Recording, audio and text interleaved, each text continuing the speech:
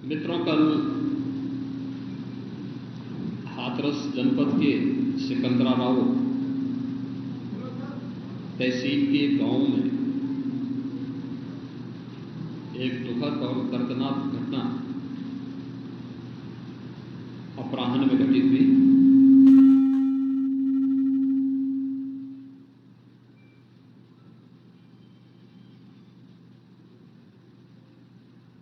इस पूरी घटना के तह तक जाने के लिए शासन स्तर पर हम लोगों ने कल भी जो व्यवस्था बनाई थी, लेकिन प्रथम दृष्टया हम लोगों का यह था कि पहले राहत और बचाव के कार्य को आगे बढ़ाया जाए।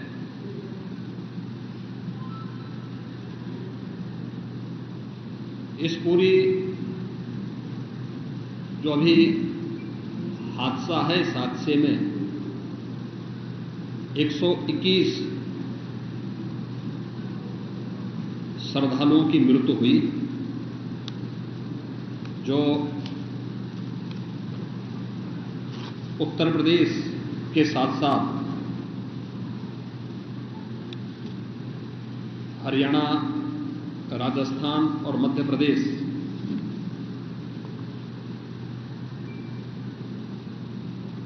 से भी जुड़े हुए थे।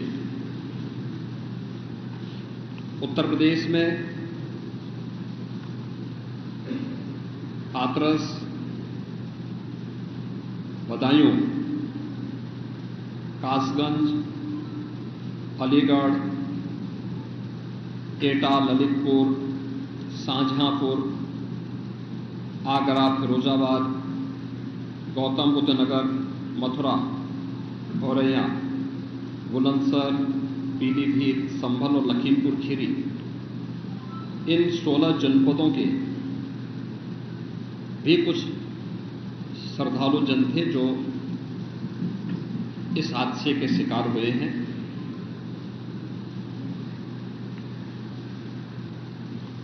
एक 121 में से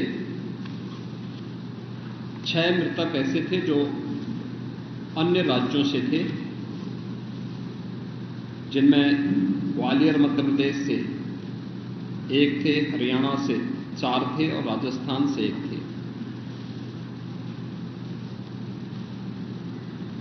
हाथरस के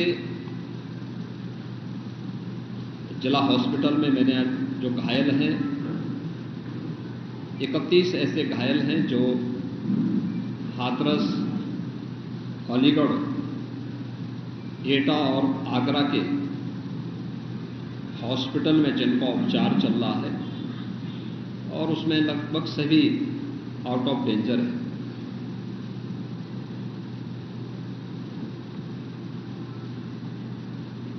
हादसे के बारे में जो वहाँ के चश्मदीद हैं, जो इस घटना के शिकार हुए थे, गंभीर रूप से घायल हो गए थे, उनमें से ज़्यादातर जो लोग हैं जिनसे आज मैंने बातचीत भी किया है, वे सभी इस बात को बोलते हैं कि हादसा कार्यक्रम के उपरांत जब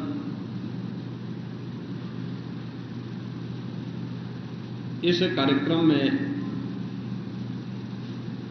जो सज्जन वहाँ पर अपना उपदेश देने के लिए आए थे, उनका कार्यक्रम या उनकी कथा संपन्न हुई, तो कथावाचक के मंच से उतरने के बाद जीटी रोड में जैसे ही उनका काफिला आया था, तो उन्हें छूने के लिए जब महिलाओं का एक दल उधर बढ़ा, तो उनके पीछे पीछे भीड़ गई, और इसी के बाद वे एक दूसरे के ऊपर चढ़ते गए। सेवादार भी लोगों को धक्का देते रहे, जिसके कारण दोनों ओर, जीटी रोड के दोनों ओर और जीटी रोड के अंदर भी ये सब हादसा वहां पर होता हुआ दिखाई दिया। इसका सबसे दुखद पहलू ये था कि इस प्रकार के आयोजन में जो सेवादार प्रशासन को अंदर घुसने नहीं देते, दुर्घटना होने के तत्काल बाद या दुर्घटना के दौरान प्रारंभिक रूप में इन्होंने पहले वहां पर इस मामले को दबाने का प्रयास किया, लेकिन जब उन्हें प्रशासन ने हॉस्पिटल ले जाने की कार्रवाई प्रारंभ की तो इनमें ज्यादातर सेवादार वहां से भाग गए। इस पूरी घटनाक्रम के लिए हम लोगों ने एडीजी आगरा की अध्यक्षता में एक एसआईटी गठित की है, जिसने अपनी प्रारंभिक रिपोर्ट दी है और इस घटना की तह में जाने के लिए उनसे कहा गया है। बहुत सारे ऐसे पहलू हैं जिन पर जांच होनी बहुत आवश्यक है। अब तक प्रथम दृष्टया जो थी हमारी कार्रवाई ये थी कि राहत और बचाव के कार्य को आगे बढ़ाने के बाद आयोजकों को पूछताछ के लिए बुलाना, घटना के बारे में, हादसे के कारणों के बारे में उनसे भी पूछताछ करना और फिर घटना की लापरवाही और जिम्मेदारों की जवाबदेही भी इसके लिए तय करना, जिसके लिए पहले से ही एफआईआर यहां पे दर्ज हो चुकी है। इसके लिए कार्रवाई आगे बढ़ रही है। हम लोग इस बात को किसी भी प्रकार से डिनाई नहीं कर सकते कि इस प्रकार की घटना केवल एक हादसा नहीं होता। अगर हादसा भी है तो उसके पीछे कौन जिम्मेदार है, और अगर वह घटना घटित हुई है तो इसके पीछे हादसा नहीं तो साजिश किसकी है, कौन इसके पीछे है। इन सभी पहलुओं को लेकर के राज्य सरकार ने तय किया है कि हम इसका एक जुडिशियल इंक्वायरी भी करवाएंगे और जुडिशियल इंक्वायरी हाईकोर्ट के एक रिटायर्ड जज की अध्यक्षता में होगी, जिसमें प्रशासन और पुलिस के भी रिटायर्ड सीनियर अधिकारियों को रख करके इस पूरी घटना की तह में जाकर के जो भी इसके लिए दोषी होगा उन्हें इसकी सजा देना और इस प्रकार की घटना की पुनरावृत्ति न हो, इनके बारे में एक सुझाव और एक एसओपी उनके माध्यम से बनाई जा सके, जिसे आगे इस प्रकार के किसी भी बड़े आयोजन में लागू किया जा सके। यह हम लोग सुनिश्चित करेंगे। और मैंने यहां पर भी हाथरस में भी और सिकंदराराव के घटनास्थल का मैंने दौरा किया, यद्यपि वहां काफी बारिश थी, और वहां जाकर के मैंने एक बार उसको देखने का प्रयास किया है।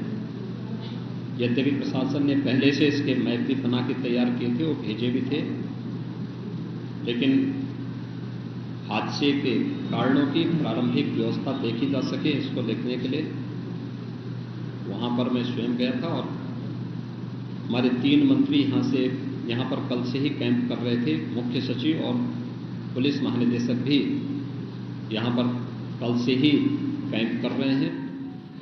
सीनियर अधिकारीगण भी यहां पर पुलिस और प्रशासन के अधिकारीगण यहां पहले से ही कैंप करते हुए इस पूरी घटना के लिए जिम्मेदारों की जवाबदेही तय करने की भी दिशा में आगे कार्रवाई की जा रही है, जिसमें कुछ विशेष दल बनाए गए हैं, जिनमें अलग अलग जनपदों में उनकी कार्रवाई अब प्रारंभ होगी और प्रारंभिक जांच के बाद आगे की कार्रवाई को हम लोग आगे बढ़ाने का कार्य करेंगे। यह यहाँ की घटना के बारे में था और जुडिशियल इंक्वायरी के बारे में आज ही इसके नोटिफिकेशन शासन के द्वारा भी जारी हो जाएगी।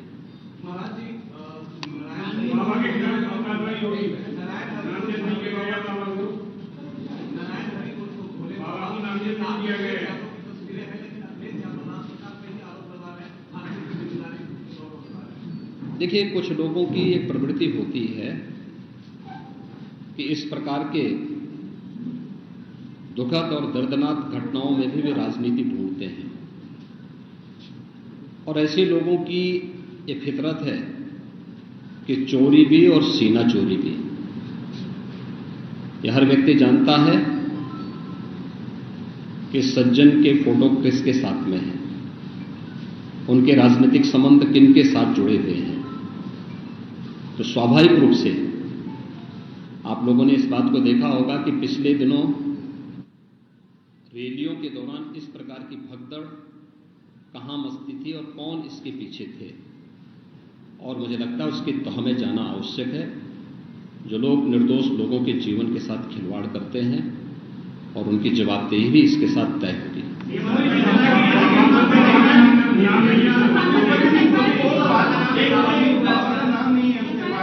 दूसरी चीज आपने कहा कि ऐसे आयोजनों में प्रशासन को घुसने की इजाजत नहीं होती है, तो ऐसा क्यों होता है कि क्या भविष्य में ऐसी चीजें ना हो? देखिए, प्रशासन प्रथम दृष्टया ये मान के चलता है कि धार्मिक आयोजन है, उनके सेवादार इस प्रकार के आयोजनों की जिम्मेदारी अंदर से स्वयं निभाएंगे। और बड़े बड़े आयोजन होते हैं, ऐसा नहीं कि ना होते हो। सावधानीवश वहां पर फोर्स प्रशासन तैनात करता है, लेकिन आउटर रिंग में उनकी फोर्स होती है। अंदर अगर आप देखेंगे तो उनके स्वयंसेवक के सेवादार ही इस पूरे व्यवस्था का संचालन करते हैं, उनकी देखभाल करते हैं।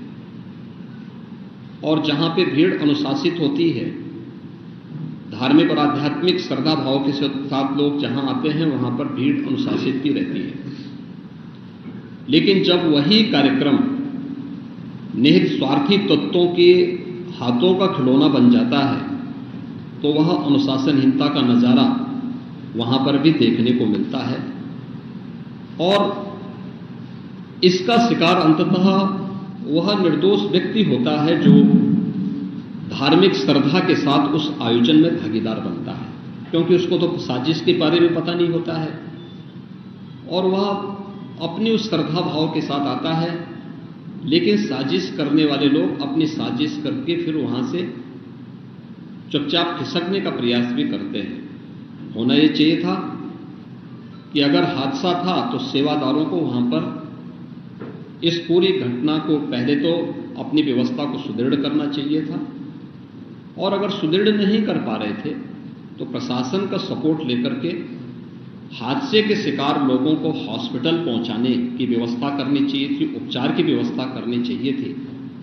इसका सबसे दूसरा जो पहलू ये है कि हादसा में लोग मरते गए और सेवादार उससे पहले वहां से खिसक करके भाग चुके थे, और इसीलिए हम लोग इसकी तह में जाएंगे। और मैं इस बात के लिए आपको इस बात के लिए मैं कह रहा हूं ना कि मैंने इसीलिए जुडिशियल कमीशन के बारे में राज्य सरकार ने इसको तय किया है। हम इसके तहत निष्कर्ष पर आएंगे और इस प्रकार के बड़े बड़े आयोजन हम लोग करते रहे हैं, लेकिन कहीं भी कोई इस प्रकार की चीजें नहीं आई है। और मुझे लगता है हम लोगों ने इस प्रकार के बड़े बड़े आयोजन हमेशा किए हैं, कुंभ जैसे बड़े आयोजन किए हैं, बड़े बड़े कार्यक्रम होते रहे हैं। लेकिन इसीलिए मैंने कहा कि इसकी तह में जाना आवश्यक है कि आखिर इसके पीछे कौन लोग इसके लिए जिम्मेदार हैं। दूसरा, राज्य सरकार ने और केंद्र सरकार ने, देखिए कि एफआईआर एप्लीकेशन परमिशन के लिए जिन लोगों ने दी थी, प्रथम दृष्टया पहले एफआईआर उनके खिलाफ होती है और इसके बाद फिर उसका दायरा बढ़ता है। ये सभी अन्य लोगों के दायरे में आएंगे, जो भी इसके लिए जिम्मेदार होंगे वे इसमें आएंगे। केंद्र और राज्य सरकार ने आर्थिक सहायता की भी घोषणा की है। जो निर्दोष लोग इस पूरे हादसे के शिकार हुए हैं उनके जो नाबालिग बच्चे हैं, जो स्कूल में पढ़ने वाले बच्चे हैं, उनको हम उत्तर प्रदेश मुख्यमंत्री बाल सेवा योजना के अंतर्गत उन बच्चों की पढ़ाई की व्यवस्था हम लोग राज्य सरकार से करवाएंगे। उन्हें जिस भी स्कूल में पढ़ रहे होंगे, जिन भी संस्थाओं में पढ़ रहे होंगे, या उनके स्कॉलरशिप आदि की व्यवस्था के लिए भी राज्य सरकार ने तय किया है। और प्रत्येक मृतक के परिवारजन को भी केंद्र और राज्य सरकार मिलकर के 4 लाख रुपए की सहायता और गंभीर रूप से घायल व्यक्ति को 1 लाख रुपए की सहायता दे रही है। धन्यवाद।